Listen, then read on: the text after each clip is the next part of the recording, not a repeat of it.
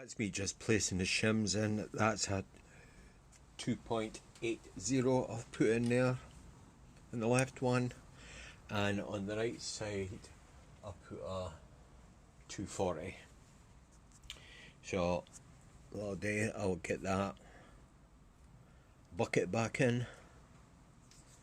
I'll just make sure that the surfaces where that camshaft retainer sits nice and clean. Same with actual retainer, just give that a clean. Right, put that, you could call that sort of half moon retainer, that goes onto the cam bearing. Now there is just one fitted on that, it just goes on the top. I initially thought it was going to be two, but I checked on with the parts, so it's just one on top. Right, we'll give that the contact surface in the camshaft there a little drop of engine oil, and when you do it in the harmachets, give the cam lobes a wee bit of oil as well.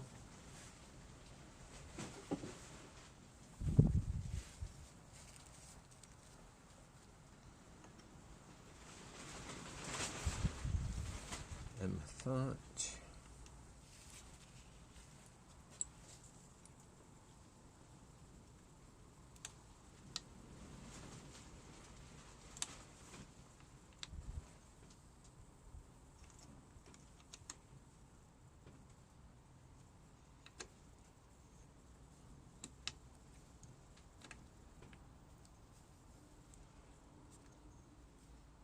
that's that on. Obviously you never want to force that, because if that was in the right position or something was stopping it going down and you tightened that up, I would imagine that would snap, I would think. Right, so our bolts.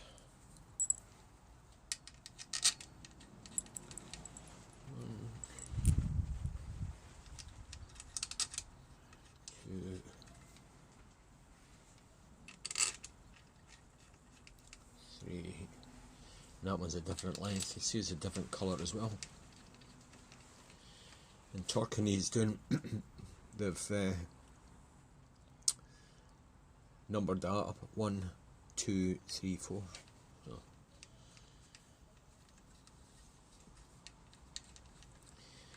And these get torqued down to 9.8 Newton meters.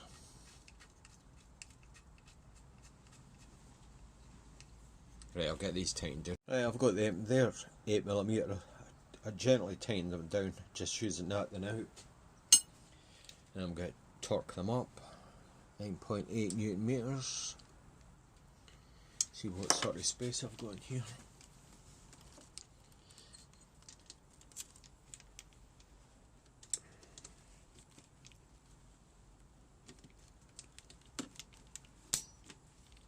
There's one.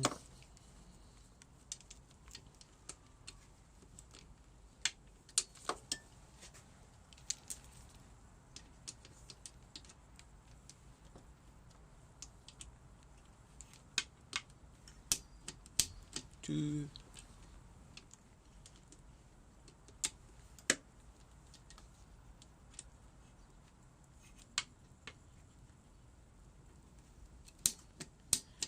Three.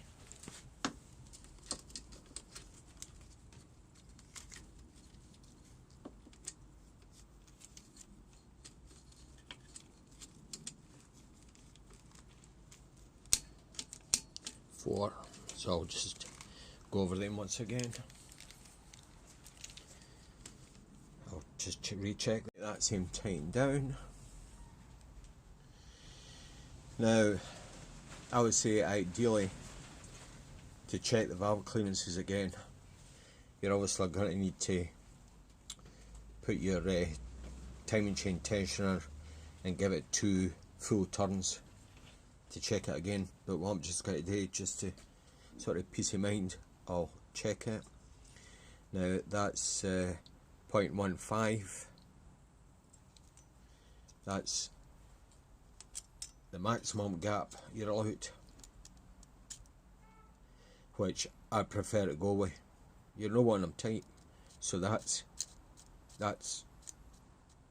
perfect. See, that's just dragging like that.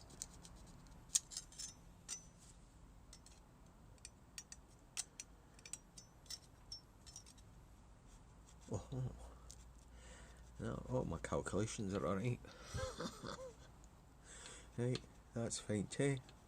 That's maybe just a touch slack, but you know what, that's not, I'm not bothered about that.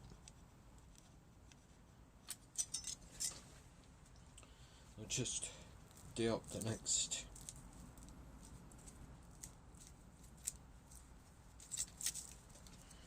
Right, so that's the next size up. So that doesn't go on. Well, it does, but that's tight. So that's a thumbs up for me. I've chuffed a bits with that. I timed this up and put the timing chain tensioner back, and I was just want to see how this worked. Right, this is off the Kawasaki. The kind of lighting is very good in here now. Right, so you've got a bolt. Well, in fact, you've got a spring. Now it looks like a sort of a stop there. So you did compress the spring too much, I think. You've got the bolt goes in there as well. So I was wondering how that works. So when you push that in with a bolt, that's going to push that against the chain, the timing chain. Right, so that's on a one-way ratchet. So that's quite good. So obviously through time, if your chain stretches a wee bit, that's going to take up the slack. And the way to slacken that off to release the tension is push that, you could call that a pawl, I suppose. And oh, get in. Oh, let's see. This is no. Feels like I'm trying to give the camera a hug.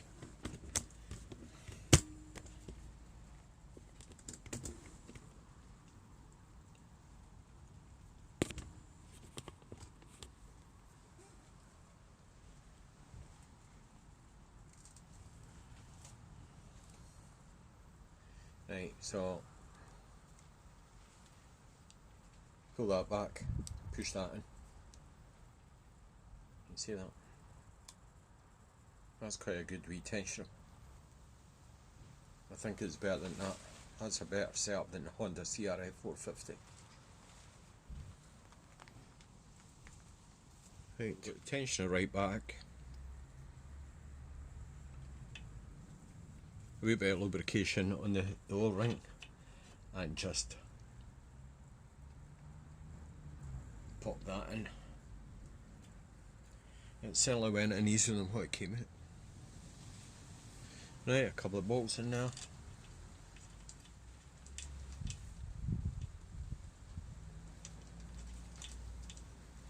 Just make sure that's obviously lining up right.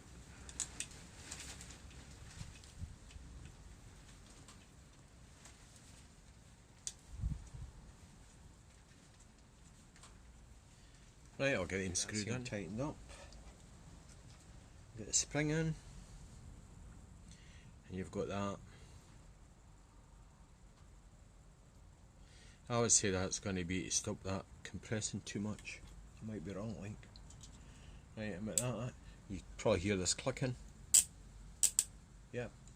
And there's the chain taking up tension.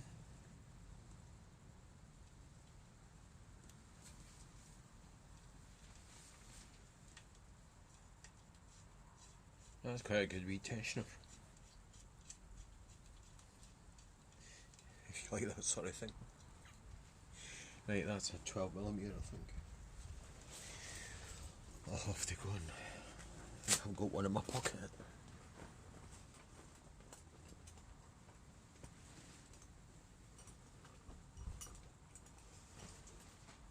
I have. I was out on the bike last night. That's my basic toolkit.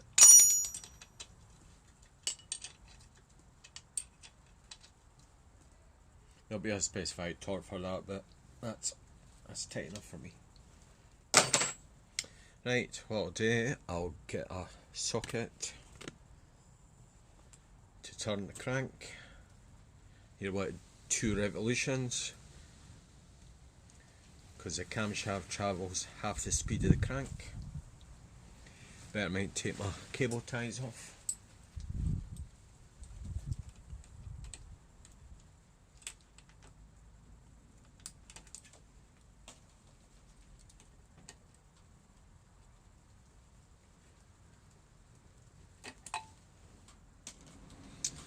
Right, I'll get a socket for that. That's a 14mm that.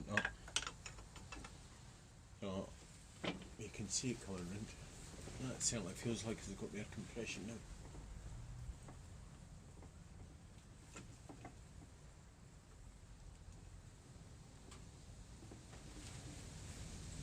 That can't be far away at that.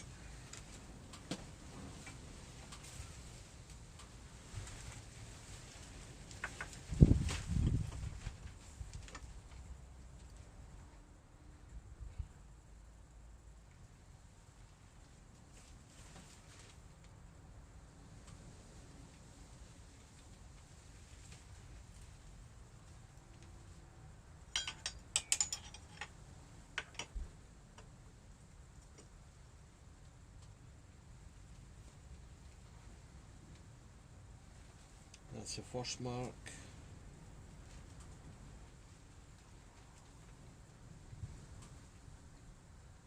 Bloody hell, bloody double jump to get to this. I've not got enough room in here, honestly.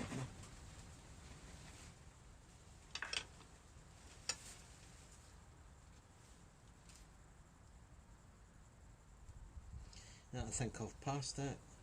So I'd now be tempted to turn it back, because you didn't get true unless you turn it back about half a turn, then turn it again, because you've got the sort of whiplash on the timing chain. If that's out right yet.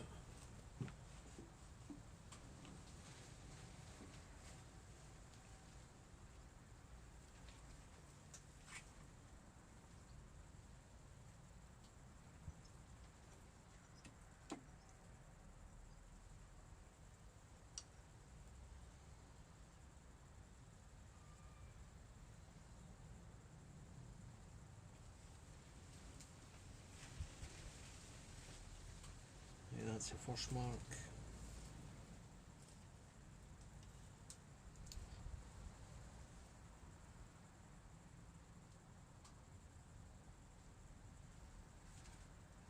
Can't see the bloody marks.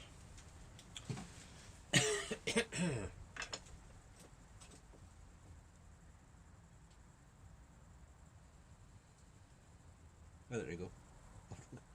I wasn't turning it far enough. Right.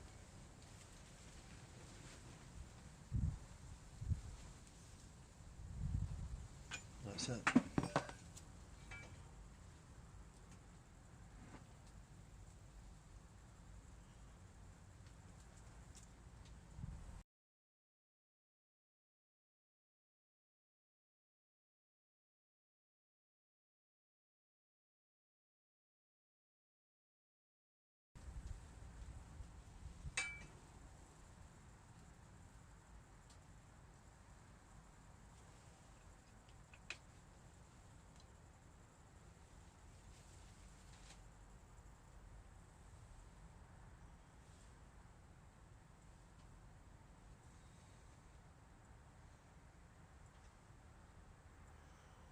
That's looking good at that. Right, I've cleaned the cam cover up, that's it back on. The gasket. Spark plugs in. Right, I'll get the ignition coil fitted. That's the rain coming back on. Bottle of petrol. linked up to the carburetor. This is the first start. Well, hopefully it'll start. Right, here's the bloody choke on this thing. Right. Not a good fart. I think I've got everything connected. Here's hoping.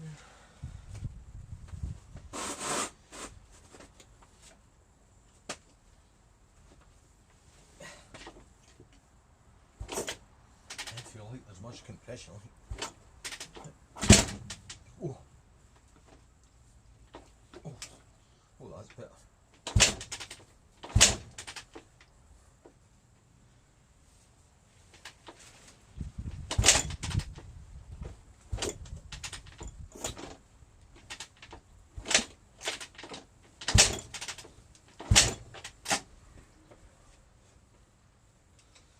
How much choke we have to keep this thing?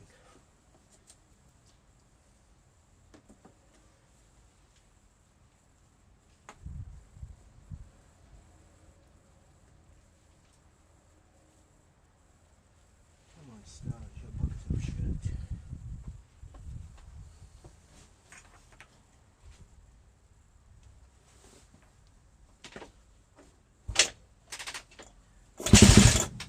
Oh.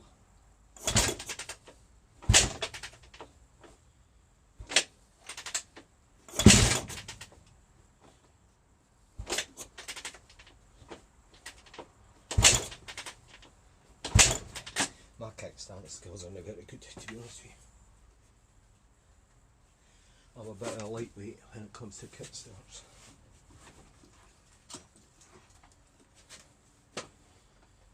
Honestly.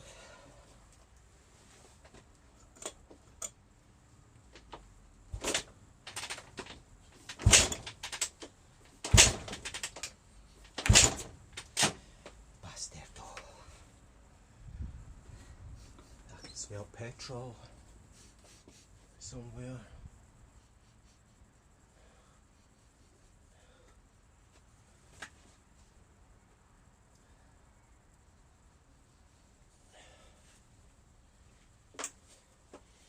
I didn't want any fires.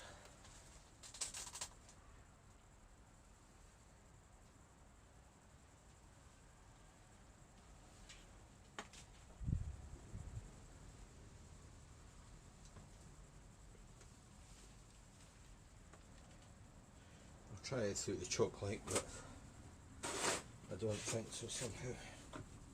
Let's just try if I can move.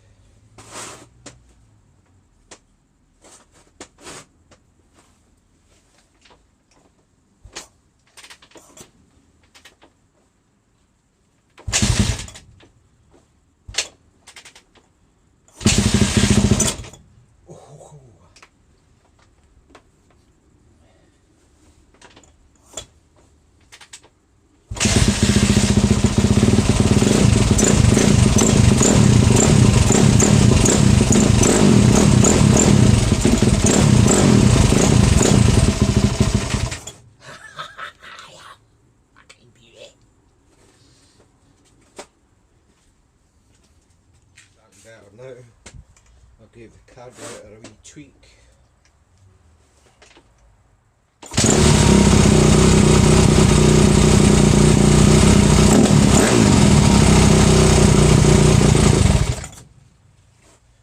That'll do for me before I upset the fucking neighbours.